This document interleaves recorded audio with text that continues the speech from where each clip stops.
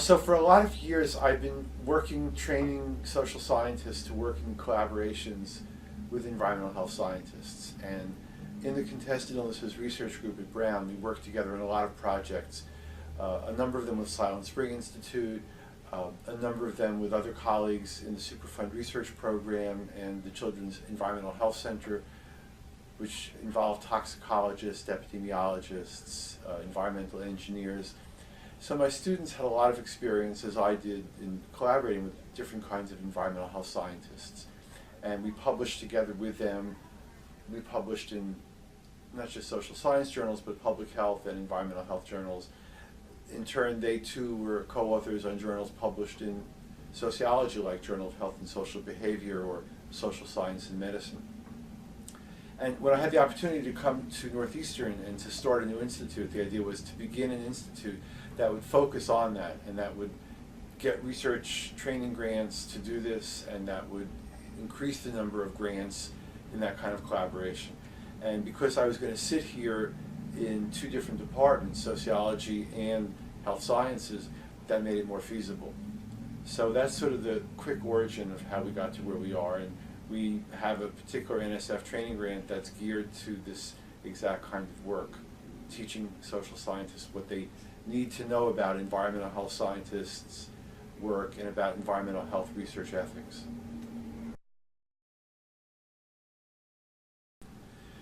Well, when I was in graduate school, I was actually studying mental health policy, and at that time was also involved with an organization that was supporting patients' rights, criticizing the overuse of electroshock therapy, criticizing psychosurgery in general, and criticizing the lack of civil liberties for institutionalized mental patients, who at that time had fewer legal rights than convicted felons who were in a federal penitentiary. And I always had the idea of studying things that I was also engaged in a practical sense. So that was what I did during graduate school, but I had the good fortune of having as an advisor Irv Zola, who was one of the earliest people to begin writing about disabilities, and at the same time to develop disabilities as a research area, to develop disabilities as a social movement, and to push his own university, Brandeis, to provide accessible accommodations, to work at larger state and federal levels on that, and to help develop a group called the Boston Self-Help Center, which was a place that was run by and for people with many kinds of disabilities.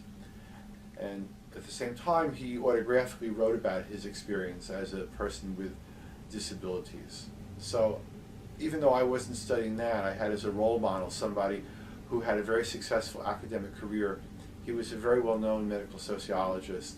He was a person who had been a great leader in disability rights, started the first journal in the field, and without realizing it, I was sort of absorbing the energy and the lessons of combining all that together.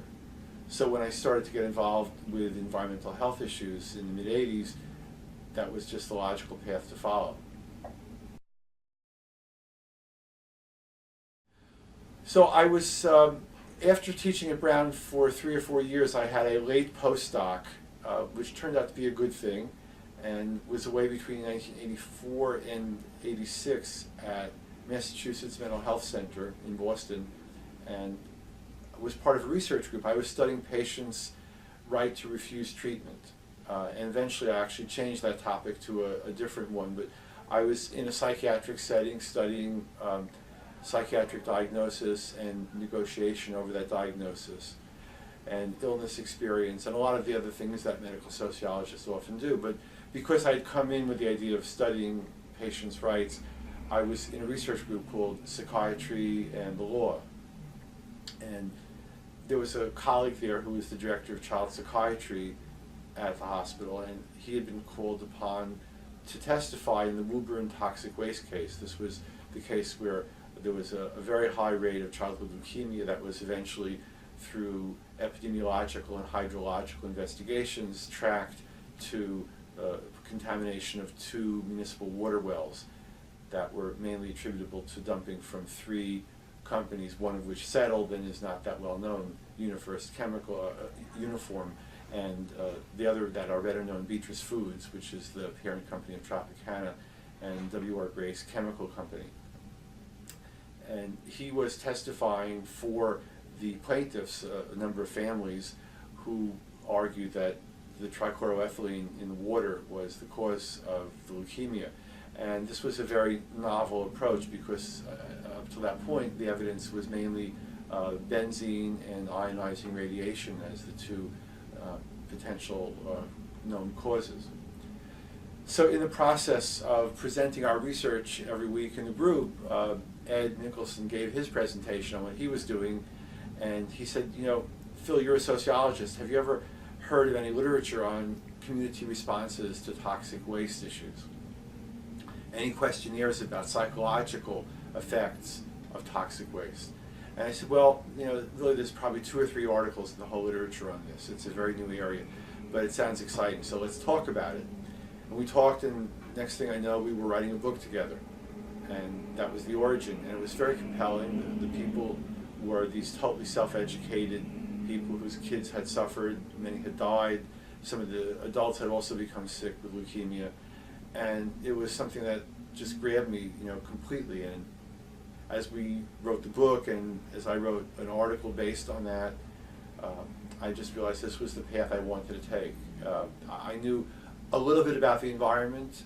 I had read a few things here and there, but I had never taken a course in the environment, either environmental sociology or environmental health. But I was so taken with not just what I was seeing in Woburn, but what I was seeing in other communities around the country, and I came to contact with other people like myself who were investigating, you know, typically a geographical location, a place where there was an abandoned waste site, sometimes a current contaminating site, and looking at what happened with people. Not just their suffering, but their organizing. The fact that they could so easily come together, get information they needed, recruit scientists, recruit engineers, recruit lawyers, recruit volunteers, get help with local academics. And there was just this new world opening up. It was brand new. I mean, Lois Gibbs and the Love Canal people had started this only a few years before Woburn. And these were the cases that really set the trend for what would become a very growing toxic waste movement. So from my own long history of activism in civil rights, anti-war, reproductive rights, mental patients' rights, I gravitated to something that would allow me to add another kind of rights issue, another kind of social movement. Well, so fortunately, I was able to speak with a number of the scientists involved there. There were the 2 biostatisticians, Marvin Zellin and Steve Ogakos, who had published a very eminent article on this, and I learned a lot from them. I read the other articles and reports that were being written. There was a study by a neurologist on eye blink reflex that was attributable to TCE, a report by a cardiologist. I spoke with environmental health scientists that I knew at the BU School of Public Health, which has an environmental health department that's always been renowned for working with community groups. And Dick Clapp, who has been a long time prime example of that, a very committed scientist, was able to fill me in on a lot too. And I read whatever I could, and you know, basically it was a brand new learning experience. It turned out that the families themselves knew a lot. Jan Schlickman, the attorney, knew a lot of the science. He very quickly absorbed whatever his experts came in, whether they were hydrologists or epidemiologists or cardiologists. He very quickly could understand that and write reports about it. So I was just reading all of these reports and literature as much as I could. Oh yes, I mean, so today we have above the fold a daily digest of all the environmental health news you could ask for, and it's one of the things I make my students go to from the first day of class and report on every week. I feel like I have this huge library of everything happening in the world in this daily digest that comes in. There are many websites of organizations that didn't exist then or were just starting. Certainly Silent Spring Institute, Environmental Working Group. These are places that you can just get tons of information. And just in general, there was very little available publicly. I mean, we didn't really have a web in those days even to go to. And so you're basically relying on networks of friends. You know, I knew somebody who had studied this, and they knew this scientist, and I would get people that send me draft reports of things they'd written, draft articles, draft books that were even just being submitted to publishers. I remember this with Michael Edelstein, who was looking at contaminated water in Legler, New Jersey. It's an example of somebody who sent me his book. If I waited for it to be published, by the time it was reviewed, accepted, printed, proofread, everything, it would have been 2 more years. So I had the option of supportive people who, like me, were novices at this and trying to share it with each other. So it was a very manual, paper-oriented culture. So all of the websites that we now have accessible to us, Safe Cosmetics Campaign, Breast Cancer Action, Breast Cancer Fund, we didn't have anything like that. Well, I think certainly the websites and organizations that I mentioned, and that's not the only thing. I think the really key thing is to have some kind of a partnership early on, so that you really are exploring a topic together with scientists, and at the same time showing them the social science end of things. I'll give you an example. So based on the monitoring that Silent Spring Institute did, and found a lot of flame retardants first on Cape Cod and then in Richmond, California, I got very interested in looking at the social policy and history and regulation and the social discovery of this huge class of contaminants that were so ubiquitous in our environment but had rarely been studied. And to really understand that, I obviously could talk to the Silent Spring colleagues I've been working with, but I also started to talk with Arlene Bloom, who's been, as a chemist and advocate, very involved in this. And it was very interesting because in the early years, when we began to talk, she said she wasn't really quite sure what would sociologists want to do with flame retardants, like what would they study about it. And she had her chemist's hat on, even though she also had her advocate's hat on. And I explained that a lot of the work around the social discovery and policy issues in toxic chemicals was based on what social scientists had done. People like, I mentioned Michael Edelstein in his book on Legler, people like Steve Krollsmith and Steve Couch, a whole crop of sociologists who had been studying these contamination episodes all over. Adeline Levine at Buffalo was the first when she studied what Lois Gibbs was doing at Love Canal. So that was an interesting thing, though, with Arlene, because I had to show her what sociology could do for that study of flame retardants and the ubiquity and the difficulties in getting them removed. And at the same time, I was learning a ton of material from her about their toxicology and their chemistry, and some of the just basic hard data about where they're used and how to track them down. So I think that the key thing is you can't go in and learn this all on the side. You have to learn it together with scientists, and it's a very back and forth mechanism. And that's the whole idea behind Social Science and Environmental Health Research Institute, is that the social scientists, while they'll be largely getting their degrees in a sociology department, will be in a milieu where they're back and forth with the environmental health scientists of all sorts, whether they're epidemiologists, toxicologists, exposure scientists. Well, it's similar to what you would have in any science. You might have people who are able to detect a chemical, but they might not necessarily think about how does that chemical stay in the environment. They're very good at monitoring exposure, but they don't know what we call the fate and transport. And the engineer who might study fate and transport of that trichloroethylene in the groundwater might not know anything about the epidemiology. How is it associated with an excess of a disease or even of just symptoms? So even within the science itself, scientists know that they need to have those multiple working relationships. I work a lot with the Superfund Research Program in the Children's Environmental Health Center, and those are clear examples where when NIEHS designed the Superfund Research Program, and when that's National Institute of Environmental Health Sciences, and when they and EPA together designed the Children's Environmental Health Centers, they required that there be combinations of different scientists. They wisely also sought to have community outreach and research translation, and while they didn't specifically require social scientists, some of the other NIEHS grant programs did, because they knew that to get a full picture, you didn't just know how to detect the chemical, how to see where it moved in the environment and how it affected people. You also had to know how it affected them as people in dyads and families and communities, how it affected policy and politics. And while a scientist might be involved, interested in that, they weren't trained to do that, they didn't have time to do that, and they didn't necessarily know how to get a grant to do that, and they certainly couldn't take a course or teach a course in that. So they needed the social scientists, most of whom were sociologists, some anthropologists, a handful of political scientists, a handful of economists, a lot of people in science and technology studies. So we needed each other, and we knew we needed each other to get the fullest picture. And that way it wasn't just starting from exposure to fate and transport to disease, but also to how did these chemicals get here in the first place? What was the history of petrochemicals production? What was the power of petrochemical companies?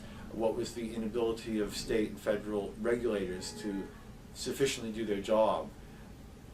Where was the money coming from to fund research, and why did industry studies consistently fail to find connections between toxicants and disease? So these were the kinds of questions that social scientists are good at asking. So yeah, we did need each other.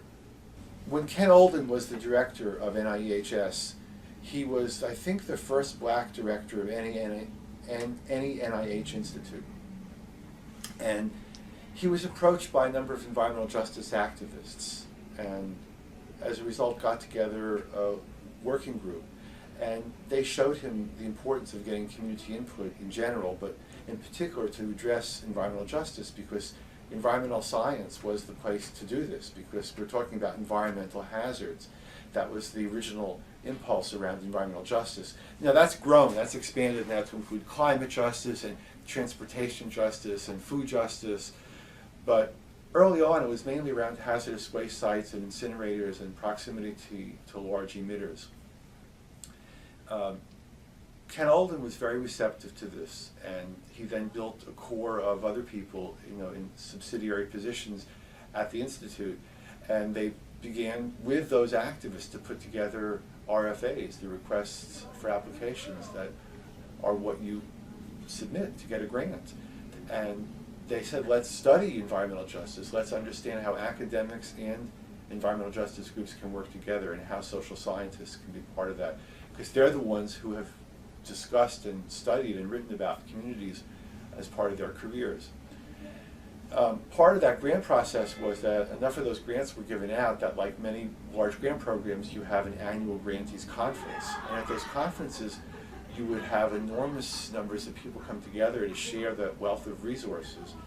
Some community group that had worked on figuring out how to get lead out of soil, another group that was looking at mercury contamination in fish in an area where a lot of low-income people caught and ate their own fish. People who were trying to deal with the problem of incinerator, floor sanders who were concerned with the dangers of polyurethane, both as a chemical and when it catches fire and burns. Very many different projects coming together with different things they need to know, and to be able to come together once a year, and also other times during the year through webinars and other connections, helped really to build the environmental justice movement in one way. Certainly helped to give more science background, so then when an environmental justice group went to the California Air Resources Board and said, you know what, we have to reduce the emissions of flaring from the Richmond oil refinery, we've got some good data, because here we have from an NIEHS funded grant the data that shows there's a lot of contaminants coming out of there.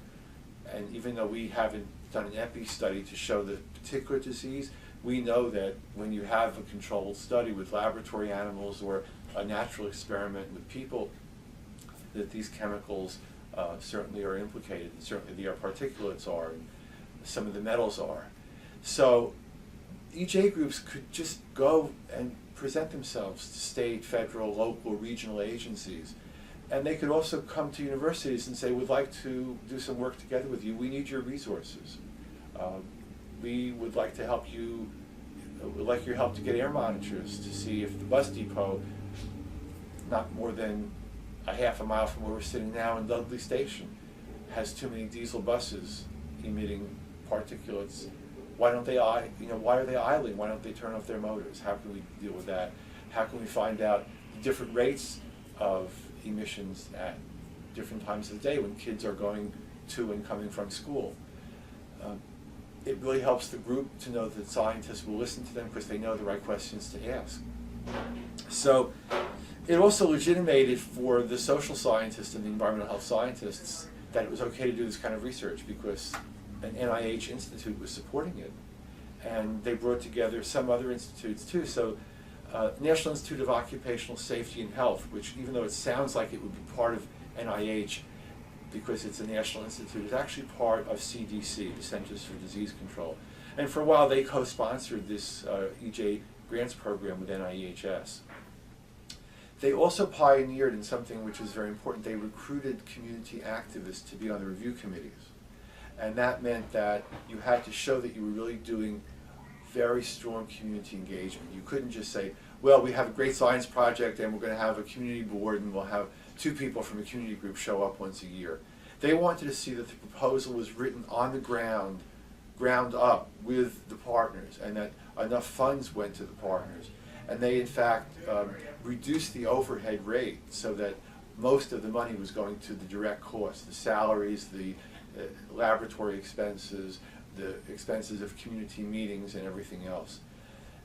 And they went out of their way to talk to other parts of NIH and to say this is important. So when you now see NIH-wide programs, say in research ethics or in health disparities, a lot of this was legitimated through NIHS. The current director, Linda Birnbaum, has been wonderful that way. There's been a new program in the last 6-7 years called Partnerships in Environmental Public Health that continues a lot of the work that was done before with the EJ and CBPR projects. It takes a very strong position on the importance of combining science and advocacy, on the importance of interdisciplinarity. So that history of NIEHS is a very important one. A few articles have been written about it. Sometimes one set of researchers went back and looked at the annual reports that the grantees had to give. And they used that as a result, a way to show the results of it.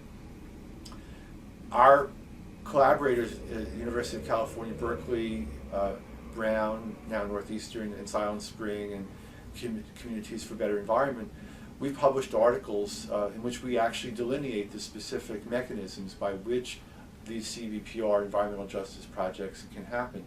And our team and other similar teams have published these in the top journals like Environmental Health Perspectives or Environmental Science and Technology. So NIEHS has really been behind that and has legitimated this. Also, some of the chemicals that we're concerned about, endocrine disruptors, that are so implicated in breast cancer and in asthma and so many other diseases, NIEHS gave some of the first grants to research these. And they are the publisher of Environmental Health Perspectives. They were one of the first places to publish it at a time when there was doubt that endocrine disruptors were really important. And what was still at that point called the endocrine disruptor hypothesis, just the hypothesis that these might be causing various kinds of reproductive and developmental disabilities. So yeah, it's been a very important institute and still is, and they're able to bring together a lot of people. So if you had to focus on one place where the science was brought together with the social science, that would be it.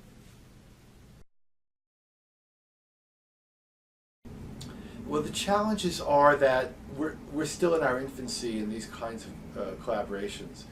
And even the field within environmental science, exposure science is new. Environmental epidemiology is new.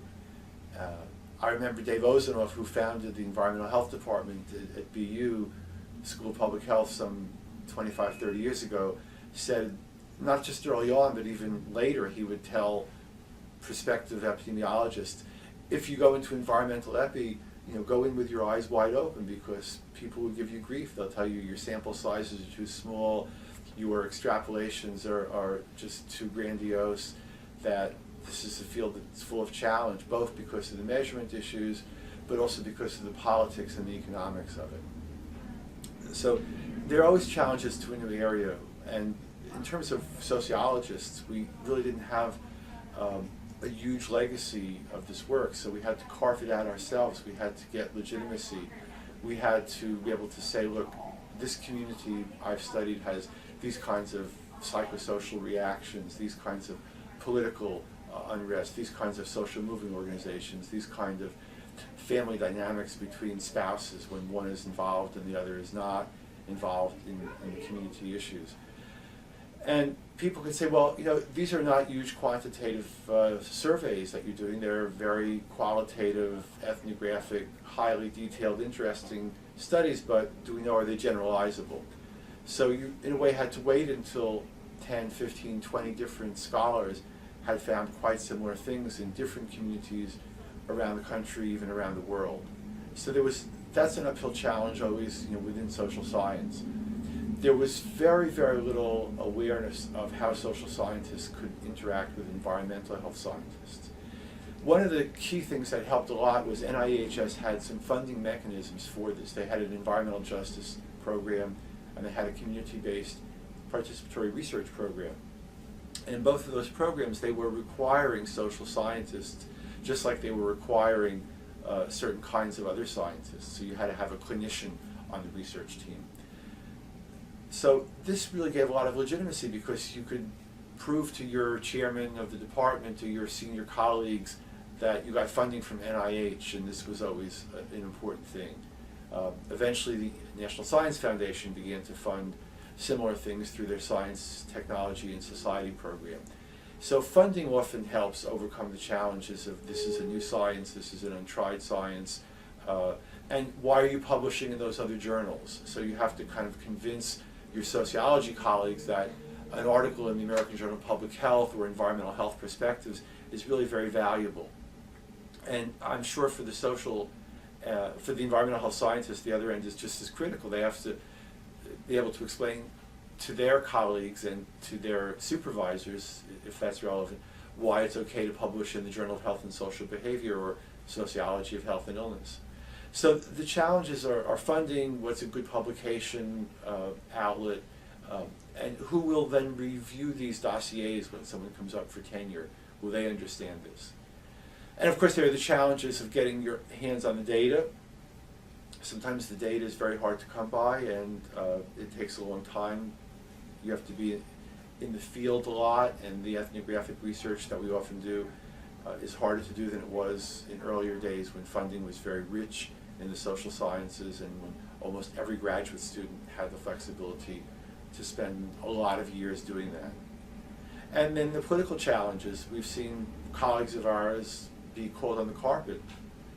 Steve Wing, epidemiologist at the University of North Carolina, has done a lot of research on the problems of hog farms, massive hog farms that contaminate the water and the soil of people around them and also smell terrible. But it's a big industry in the state, and because he's a faculty member at the university, it's a state university, the hog farm industry came after him. Or David Rosner and Gerald Markowitz, who wrote a wonderful book about lead and polyvinyl chloride and how the companies that made it knew it was dangerous and kept up with it. They were challenged as well, and their records were subpoenaed. And they even tried to subpoena the meeting notes of the reviewers that the university press had gathered to vet the book prospectus in the first place. Herbert Needleman, who's a great hero in terms of what we now know about lead, was hounded by many of his own colleagues. This is well documented both in that Rosner and Markowitz book, but also in Deborah Davis's book, where she talks about all these challenges when smoke ran like water. She talks about some of the first climate change scientists, how they were hounded, how air pollution experts were hounded. Things that we take for granted today that are the core of environmental science were just new 15, 20, 25 years ago, and those scientists suffered a lot for it. So you look at that and you say, hey, am I going to suffer as a sociologist that way? Am I going to be subpoenaed? I once had all of my records subpoenaed on a case that I was working with through the Superfund research program, a very contaminated community in Rhode Island.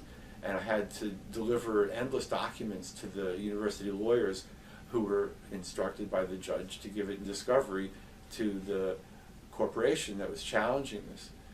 So I knew what that felt like, and I didn't want people to get in trouble. I didn't want some of the very personal conversations that people who lived in Tiverton had with me, and when they shared their worries and their fears about their kids and how life was difficult and they were going broke and facing foreclosure because they were losing their jobs because they were spending all their time on this case, or because they couldn't even sell their house and move because the house was worthless.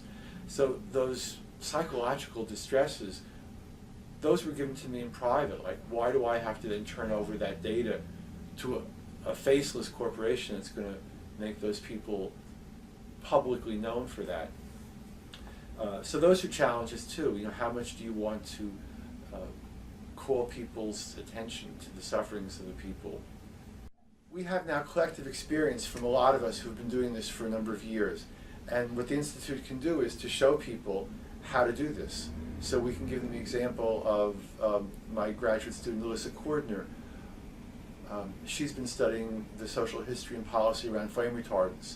And so she can then tell us and others who are just starting, how do you get access to a chemistry laboratory that's processing materials to see what flame retardants are in consumer products?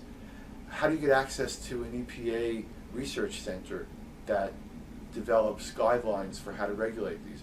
How do you get access actually to one of the companies that is the main manufacturer of them that will let you in there? And so the lessons about getting this complete picture, the ways to conduct yourself in those different venues, the ways to be able to speak one day to a producer and the next day to an activist organization, one day to speak to a state legislature that's been banning a class of flame retardants, and another day to talk to a firefighter who's trying to figure out what dangers they're exposed to from these chemicals when they burn and release dioxins. We have that wealth of experience of being able to speak to so many different audiences. In our research, all of us in the group have worked in state and federal agencies, not necessarily as employees of them, but working with them. We know how to talk to the regulators. We've worked with legislatures. We know how to talk to the legislators. We know how, when we can get access, to talk to the corporations themselves. We know how to talk to scientists, both those who are eager to help with the advocacy and others who would like to stand on the sidelines and just want to do what they think is pure science. We have had the experience of all those challenges about the academic route and how you can do this interdisciplinarity. So if we package all that together in our training program, we're able to show people how to do it and to give them examples of many different chemicals and products and entire industries where people have done that kind of research. Sometimes it's around a big oil spill, sometimes it's around a very common chemical that we see in daily life like bisphenol A, sometimes the result of something like the Deepwater Horizon BP oil spill. But between us, we have this huge amount of resources to show people, and that's what our institute can do, and that's what not just people here, but all the veterans, the people who have been through the Contested Illnesses Research Group starting back in 2000, who themselves are now teaching their own graduate students this. We've got a wealth of experience, and through our curriculum project, through the materials that we publish, we'll be able to train more people to do this.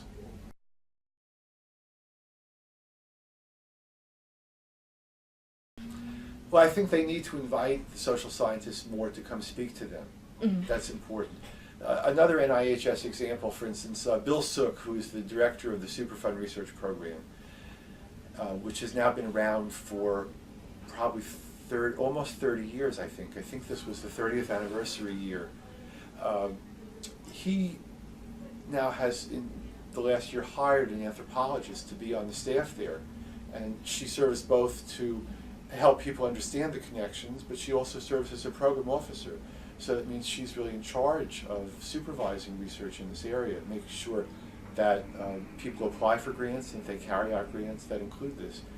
But Bill Sook he asked us at Brown's Superfund program to be the leaders of a small working conference that went for 2 days, about 30 people, sociologists, anthropologists, economists, and psychologists, to look at the social impacts of hazardous waste sites, because he felt that it was important, not just for Superfund research program, but for the whole NIEHS, of which it's part, and even larger than that, for environmental health in general, that they know the social science behind the impacts on land values, on marital dissolution, on social movement organization.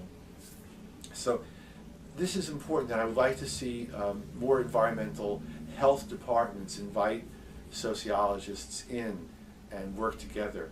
I mentioned before the BU School of Public Health's Environmental Health Department. That's a very good example where they've always done that. Mm-hmm. But it isn't typical, so I think we need to have more of that. I think we probably also need to go out of our way to tell them we're here. Mm-hmm. And I should also add that there are other grant mechanisms that have required these kind of things. People know about the Human Genome Project. They don't always know that it formed something called ELSI, the Ethical, Legal, and Social Implications component. And it was mandated by a congressional decision that a certain percent of the funding that went to the Human Genome Project go to looking at the ethical, legal, and social implications, because it did have very big implications. This was something I think that influenced NIEHS a little bit, but it also influenced NSF. So they had a nanotechnology program that was called NERT, the Nanotechnology Interdisciplinary Research and Training Program. We had one of those at Brown, and it was focused on nanotoxicology. And it was interdisciplinary from the ground up. Chemical engineers and pathologists and toxicologists were working together, and bioengineers working together to understand what are the possible damages that nanoparticles could create.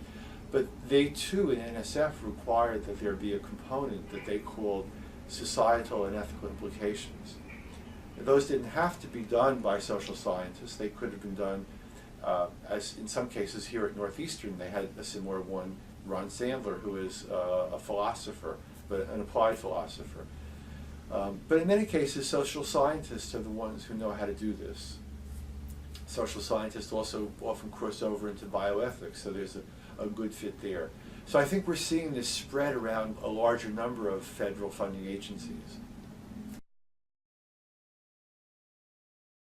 So the flame retardant project is still going on, and it keeps spinning off into a wonderful set of new directions.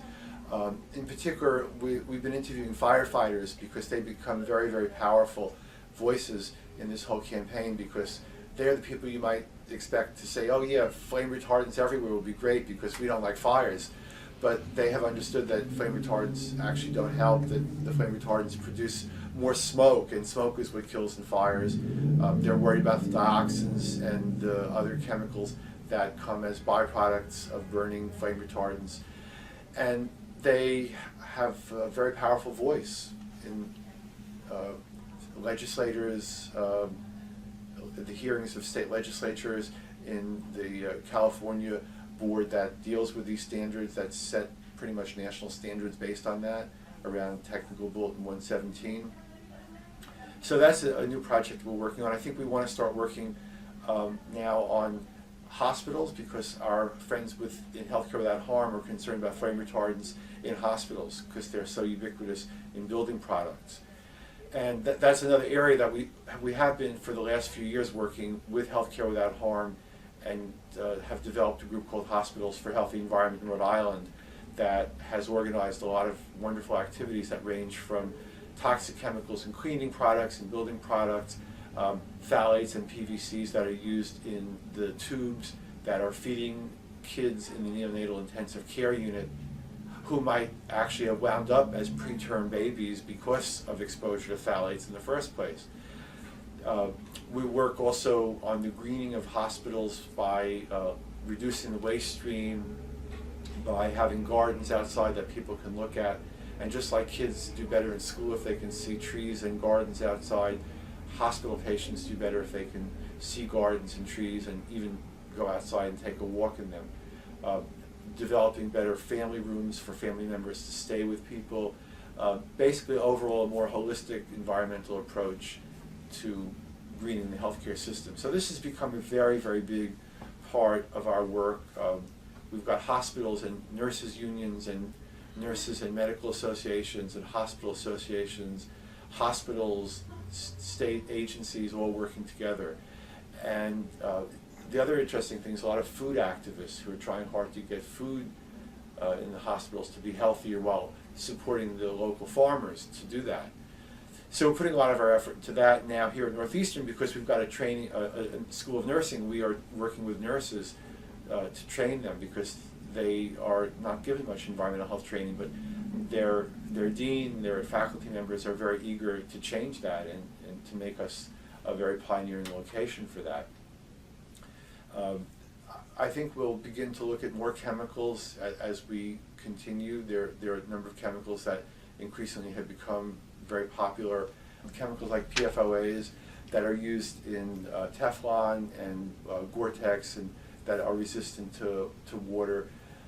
These are chemicals that are increasingly implicated in a lot of problems. Similar studies have not been done with those polyfluorinated chemicals that have been done with flame retardants. So I think we've got now a model of how you study a whole class of chemicals and the different routes you have to take to get to it. So those are some of the new directions for the time being. I would love to see joint degrees where you could get a PhD. Michigan State has something like this, where you can get a PhD in environmental studies, and you pick an academic department as your main department. So it could be sociology, or it could be biology, could be chemistry, could be ecology. So you still get a lot of training in the particular science area, whether it be social, natural, or life sciences, but also this set of integrative courses that brings everything together. I think that's really important. There are some programs that offer that to different degrees. So at Berkeley there is a program, Environmental Science, Policy, and Management, that allows people to do that. It's still mainly more at the science end.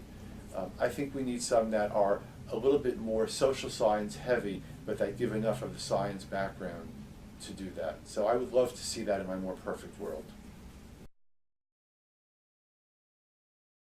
Just that this is a very exciting area that sociologists, while they increasingly may work in pairs or sometimes 3 people together, maybe they write an article with 2 grad students, it's too easy for them to work alone. In environmental health science, nobody works alone. It has to be a team effort. You can be the most brilliant toxicologist, but you're not doing the exposure analysis in the chemistry lab, and you've got to have those people there. So this is, in way back to one of the challenges. Some sociology journals say, why are there 8 authors on this article? And you have to reply back, well, that's not a lot if you look at some of the science fields. And here's why they all have a part in it. But I think that it's really important to see that we need to work in larger groups. And for sociologists, this could be a great benefit to expanding their network and to working not just alone or with 1 or 2 people, but with larger groups.